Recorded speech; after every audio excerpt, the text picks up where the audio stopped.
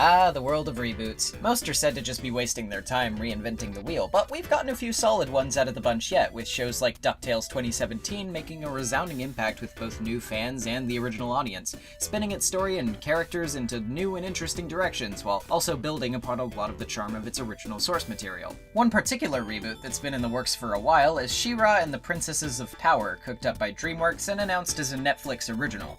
Initial reactions were a little divisive, but there are still people who laud this show as god-awful, while plenty of others sing its praises. But what did I think? After all, the show's first season is available now in its entirety on the Netflix platform, and there's no better time to plow through and see if it's worth sticking on board for. As someone tangentially familiar with the original 80s series, but not too big a fan, I went into the show with pretty much no good or bad expectations at all. I just went in with an open mind and some cursory base knowledge. Well, first let's get the brief synopsis out of the way. Adora is a teenage girl who, as a young abandoned baby, was left in the care of a group known as the Horde. Adora's been training ever since childhood to become one of their elite and is climbing the rungs pretty well.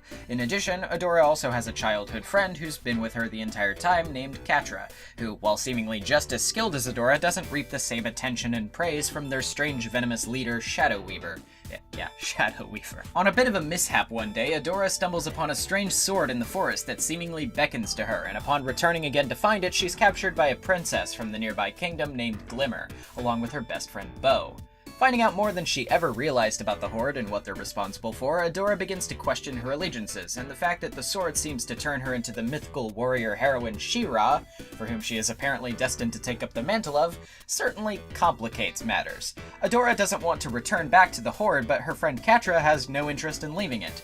The dividing line between the two of them serves as a big source of overarching character drama, as does the conflict between Adora's upbringing and her new dedication to find out more about her powers, and use them to protect the world from the Horde's evil doings.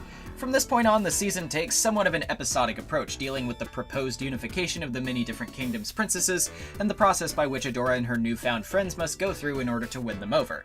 This does culminate in several ongoing plotlines, but the main focus, at least in this first season, seems to be a lot of setup, world building, and character growth. For right now, the extended cast is a little basic, but there's a lot of interesting bits and pieces to go on here.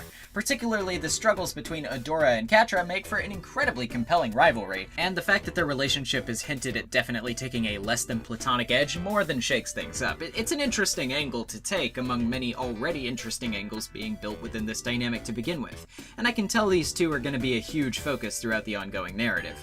There's a levity and humor to this series that, while I did enjoy it, it could feel a little out of place at times. The tone seems a little uneven and can feel like whiplash from some scenes to others. It wasn't too terribly noticeable to the point where it took me out of the experience, but it is something to note.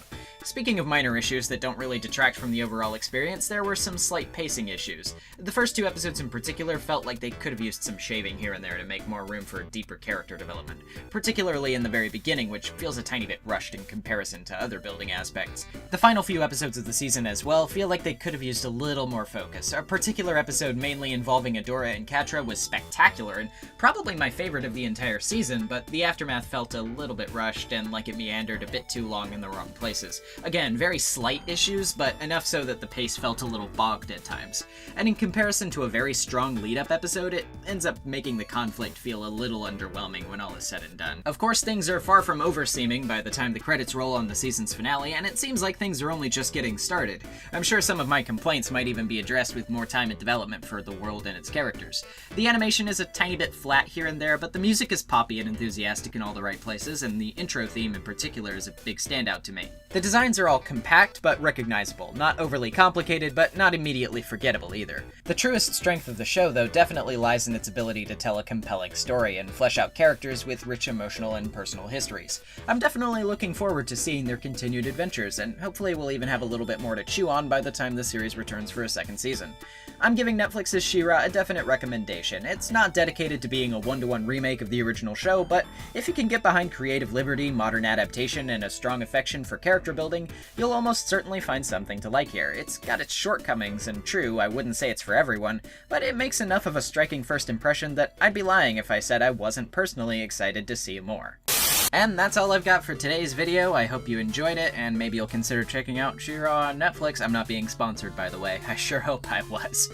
But no, I just liked it, that's all. Of course, if you liked the video, feel free to hit the like button and subscribe if you haven't already, if you want to. And if you have subscribed already, then make sure to hit the little bell icon so you can get notifications from my videos.